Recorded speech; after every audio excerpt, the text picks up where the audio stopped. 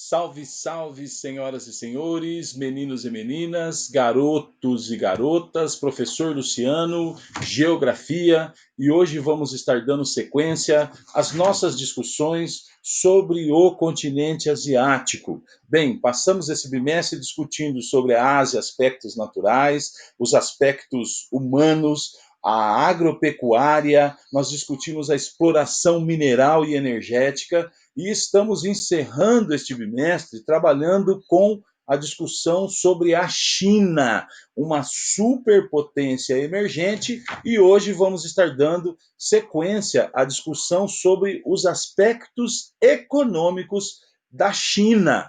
Então, China, certo? Uma superpotência emergente, e o que é que vamos discutir hoje?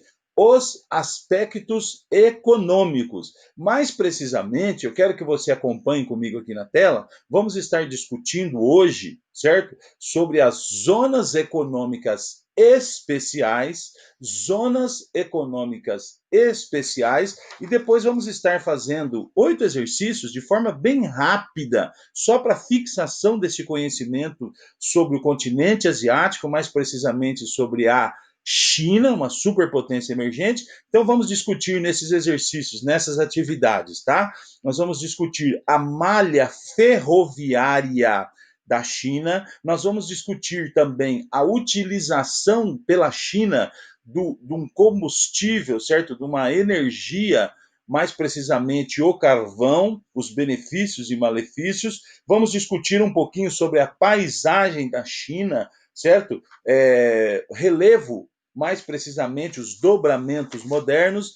Vamos discutir na sequência os centros de poder da China, vamos discutir o PIB, Produto Interno Bruto, na China, vamos discutir mais uma vez o tema clima, ou seja, as monções, vamos estar discutindo, controle de natalidade na China, e vamos discutir esse modelo híbrido, certo? De política da China. Então vamos lá, vamos começar discutindo então, dentro desses temas que vamos abordar, sobre a China, superpotência emergente, aspectos econômicos e depois algumas atividades para fixação desse conhecimento. Vamos discutir zonas econômicas especiais. Vocês estão acompanhando comigo na tela? Está descrito assim, ZEES.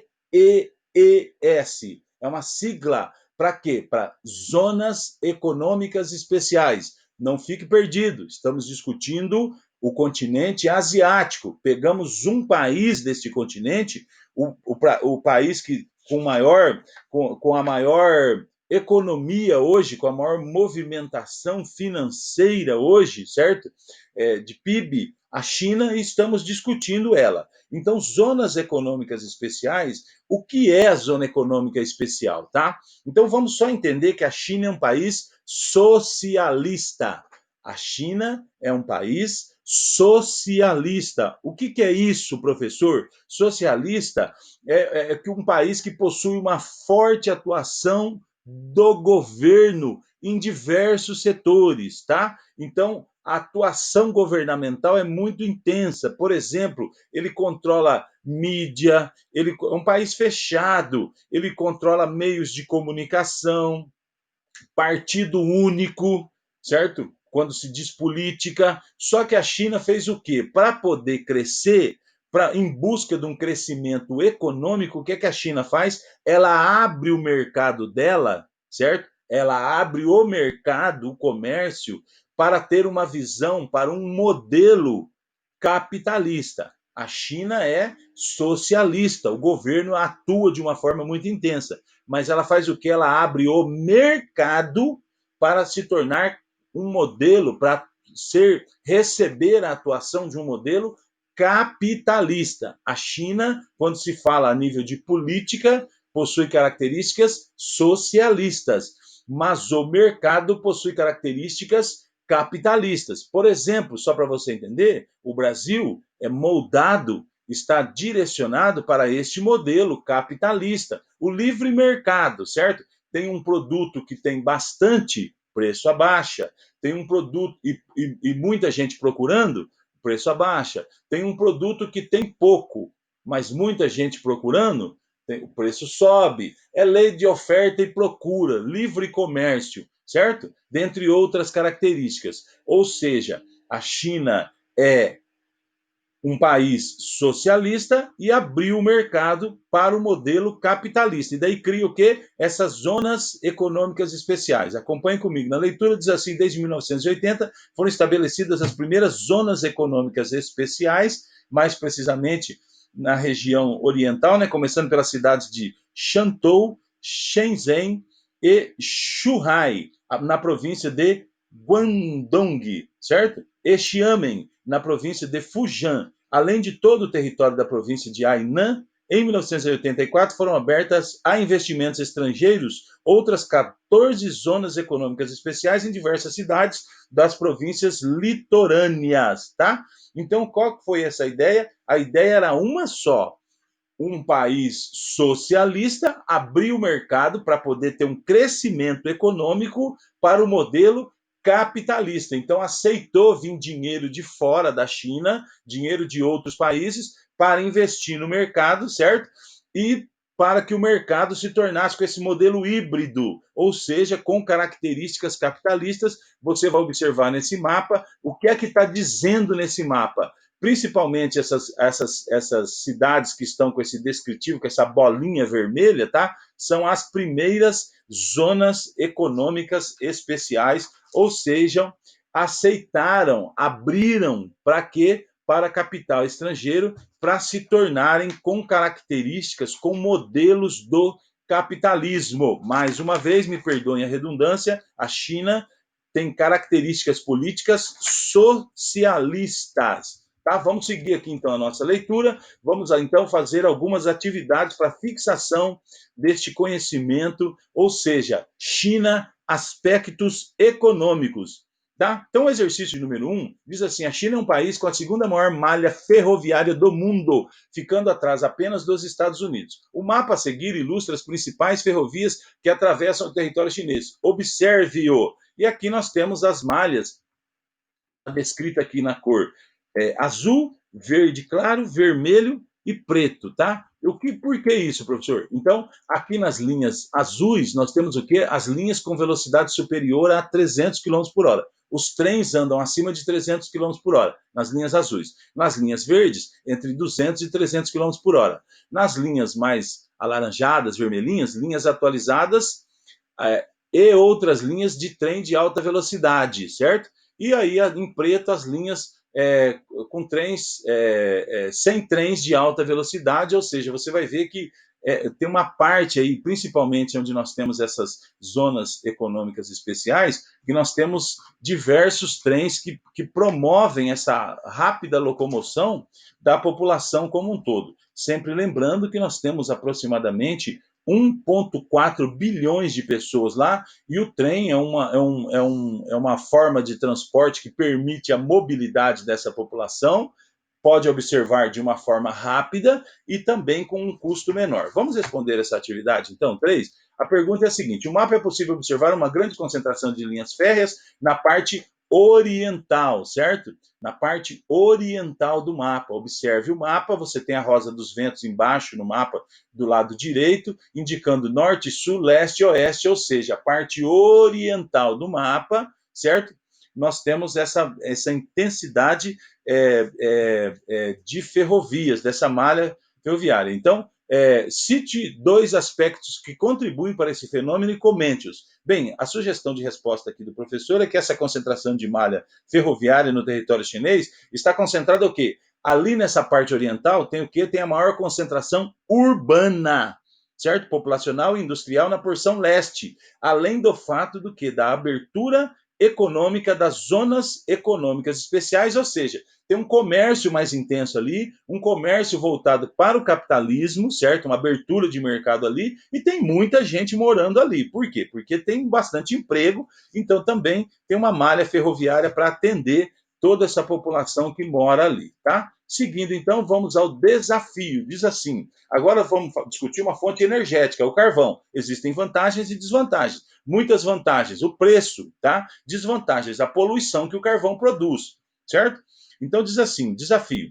É vital para a China o carvão é vital para a China. Trata-se da sua principal fonte de energia, fazendo com que o país responda por cerca de metade do consumo mundial. Junto com o aço, emprega cerca de 2 milhões de pessoas. Entenda o seguinte: o carvão prejudica o meio ambiente, a saúde das pessoas, mas cria emprego. Mas a China teve, por muito tempo, preocupada apenas o quê? Em gerar emprego para esse 1,4 bilhões de pessoas. Mas agora também tem que passar a pensar o quê? De uma forma responsável, porque essas pessoas têm emprego, mas vão morrer mais cedo, tá? E vão desenvolver doenças. Isso vai custar para o governo lá na frente. Leia as informações a seguir sobre a produção e o consumo de carvão na China. E a manchete abaixo que aborda a produção de minério pelo país. Consumo de carvão 3,3 bilhões de toneladas, produção de carvão 3,1 bilhões de toneladas, fatia da geração nacional de energia 79%. Ou seja, ela consome 3,3 e produz 3,1. Então ela tem que fazer o quê? Ela tem que importar. Ela não tem o carvão para atender toda a sua necessidade. Vamos lá, as perguntas? Diz assim, ó. A, B e C, tá? A partir desse assunto e com base no que foi discutido nesse módulo, comente sobre a produção e o consumo de carvão na China, explicando como o país consegue alimentar sua necessidade de consumo, ou seja, produz menos do que gasta. Vai ter que trazer de fora, né? Vamos já comentar. Quais são os possíveis impactos ambientais que a alta produção e o elevado consumo de carvão podem provocar no país, certo? E no título da reportagem aborda a relação entre o consumo de carvão e a transição do modelo econômico chinês. Explique como o novo modelo econômico chinês tem implicado nessa queda do consumo de minério no país. Então vamos lá, responder o desafio? Letra A, tá? Então a letra A está querendo o quê? A produção e o consumo de carvão na China, explicando como o país consegue alimentar sua necessidade. Então, de acordo com os dados apresentados, minha sugestão de resposta, podemos observar que a balança comercial da China na produção de carvão é deficitária, uma vez que o país consome mais do que produz. Então, o que ele tem que fazer? Recorrer ao mercado externo e importar.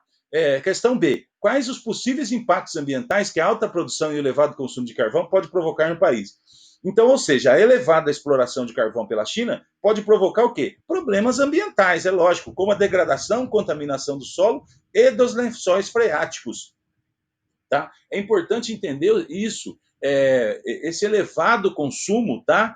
Como tipo de combustível, implica na produção também do que? De muito CO2, aumentando significativamente os níveis de poluição da atmosfera. Então, a China tem produzido muito carvão, tem consumido muito carvão, mas tem provocado um impacto ambiental, como acabamos de dizer, degradação e contaminação de solo, lençóis freáticos e a alta produção de CO2. Letra C, no título da reportagem, aborda-se a relação entre o consumo de carvão e a transição do modelo econômico chinês. Explique como o novo modelo econômico chinês tem implicado nessa queda de consumo do minério no país. O novo modelo econômico, minha sugestão de resposta chinês, tem buscado seguir um perfil um pouco mais sustentável e promover um crescimento econômico de forma mais responsável, reduzindo os impactos ambientais. Na realidade, ele tem procurado, mas isso não tem sido uma realidade no crescimento econômico chinês, tá? Então, só para pontuar, tem pensado nisso, mas isso ainda não é realidade.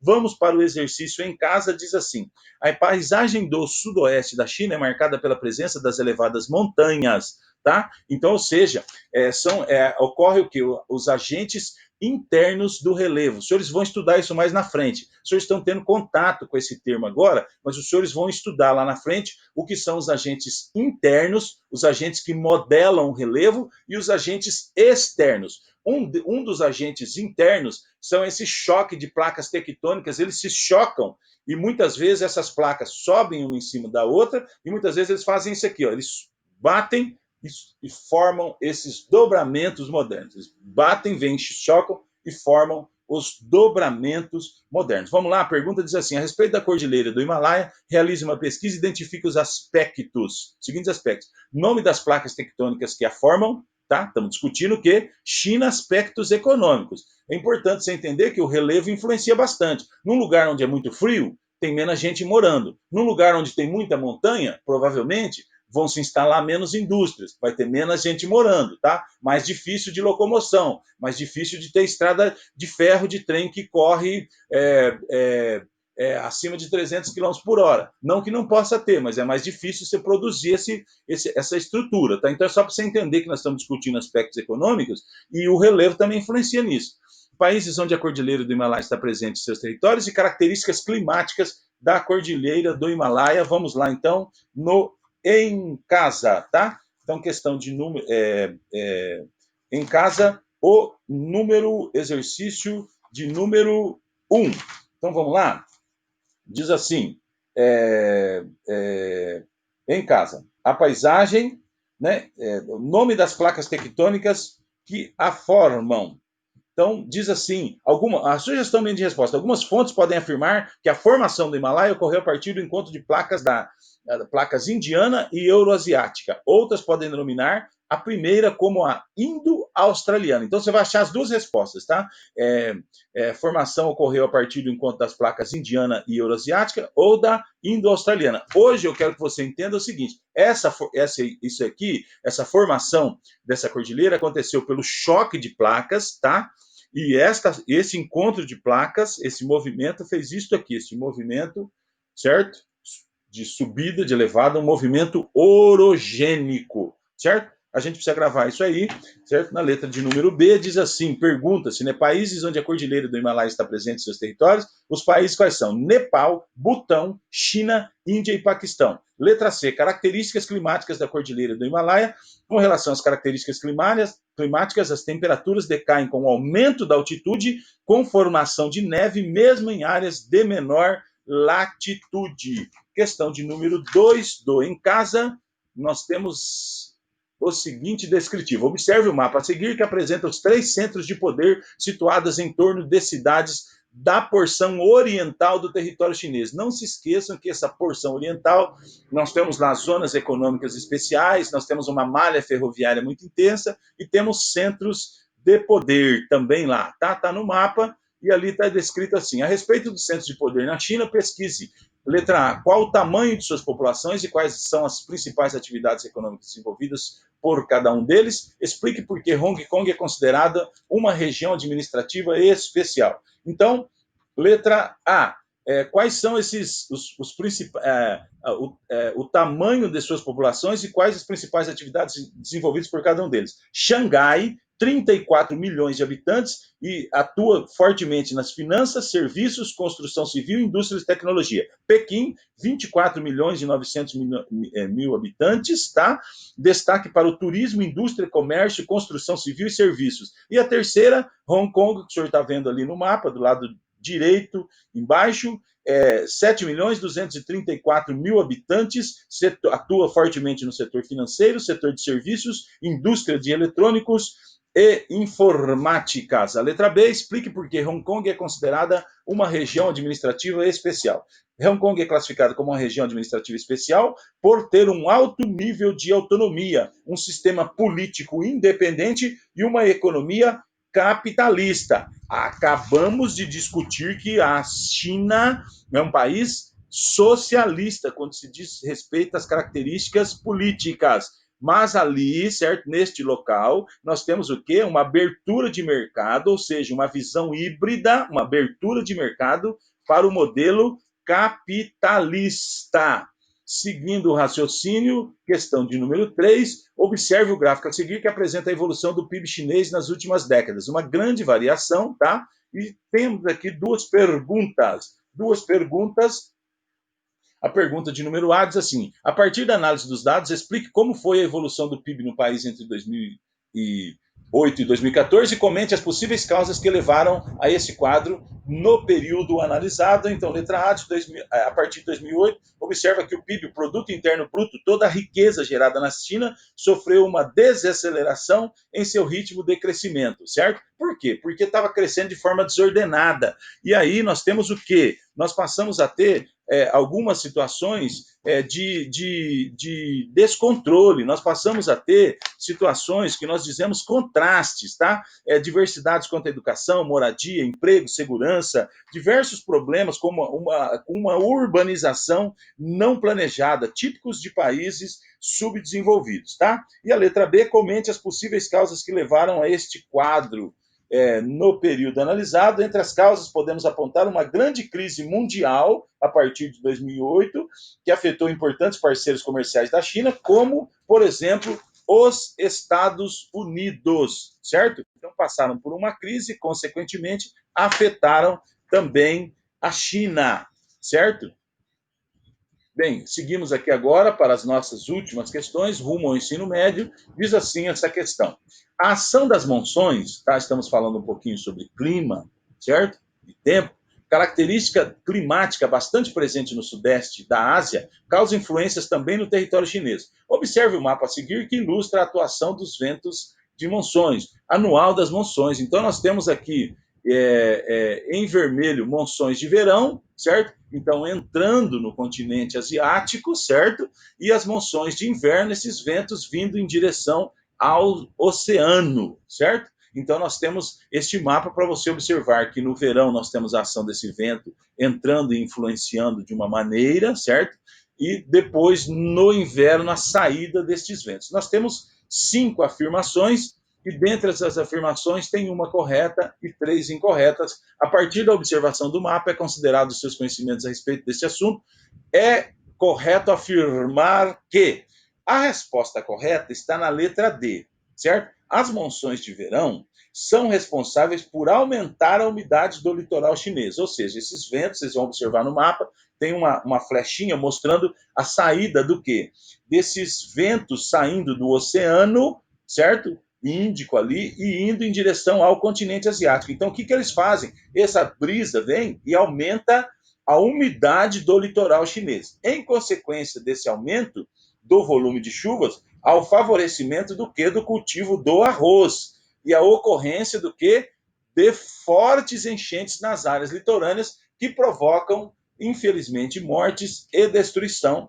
Então, quando se fala de clima, quando se fala de monções, mais precisamente no continente asiático, na China, a resposta correta é a letra D. As monções de verão são responsáveis pelo quê? Então vocês viram que a setinha vermelha indica esse vento entrando, certo? A ação dessa umidade entrando no verão, certo? E permitindo o quê? Uma mudança climática, certo? Aumenta o volume de chuva e favorece o cultivo de arroz. Então a questão de rumo ao ensino médio número 1, a resposta correta está na letra D.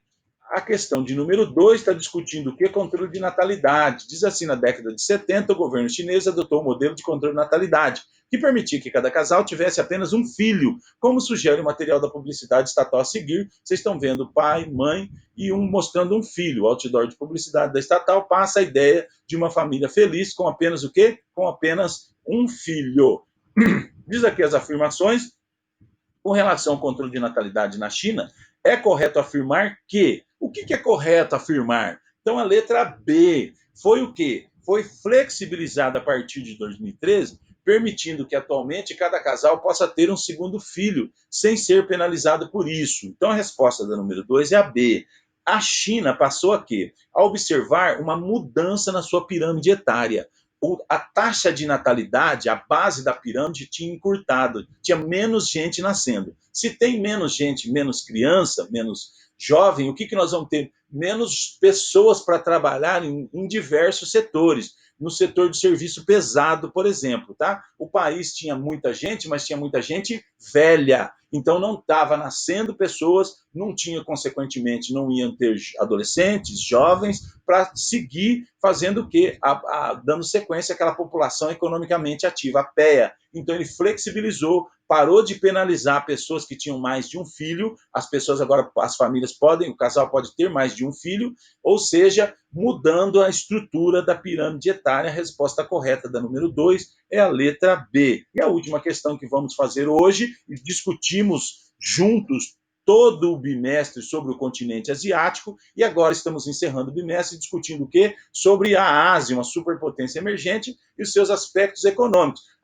Por que adianta discutir controle de natalidade? Influencia no aspecto econômico. Você não tem gente para trabalhar, como é que você vai fazer? É necessário vir o quê? Imigrantes, as pessoas saírem de seus países e irem para a China trabalhar. E daí rola aquilo que nós discutimos, um processo de discriminação, como aconteceu na Europa, a xenofobia. As pessoas ficam com aversão aos imigrantes. eles entendem que muitos problemas que acontecem no país é por imigrantes. Então a China fez o quê? Mudou essa visão e a partir de 2013 flexibilizou, cada casal pode ter mais de um filho sem ser penalizado. A última questão diz assim: a charge apresentada ao lado, que ilustra o Congresso da China, ironiza a política econômica do país. Observe-a. Está mostrando uma charge, certo?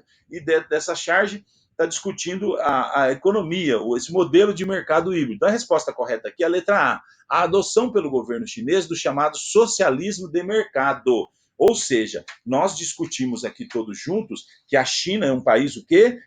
Quando se diz respeito à política, o pensamento é socialista, mas ela abriu o mercado para um modelo híbrido, para um modelo capitalista, que é um modelo que impera aqui no Brasil, tá? Na busca pelo quê? Na busca pelo crescimento econômico. Então a resposta certa é a letra A, adoção pelo governo chinês do chamado socialismo de mercado, modelo híbrido, recebe o capitalismo, recebe capital de fora também, deixa outras empresas atuarem no mercado, na qual ocorre a manutenção do sistema político centralizador, mas se adota um plano econômico, principalmente característicos da economia capitalista. Foi o que discutimos quando começamos essa aula de hoje, discutindo sobre as zonas econômicas especiais, ou seja, um país socialista, politicamente falando, que abriu seu mercado para um modelo capitalista, para o desenvolvimento do mercado com uma visão capitalista.